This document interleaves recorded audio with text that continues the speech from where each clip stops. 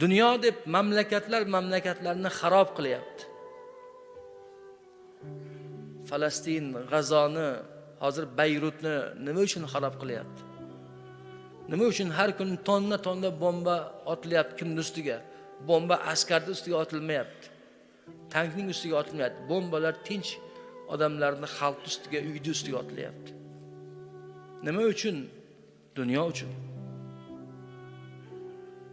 G'azodan 70 kilometr bu yerda Masjid-i Aqso bor.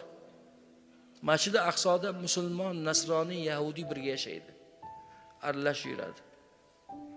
Ko'cha yahudiyniki, rasta nasroniyniki, savdo qilayotgan musulmon. Ko'chada bolalar qo'shilib o'ynaydi. 70 kilometr G'azoda esa qirg'inbarot. Nima uchun? Chunki G'azoning tagida neft bor. 70 kilometrdan keyin boshlanadi, gaz bor, neft bor va hokazo dunyo uchun.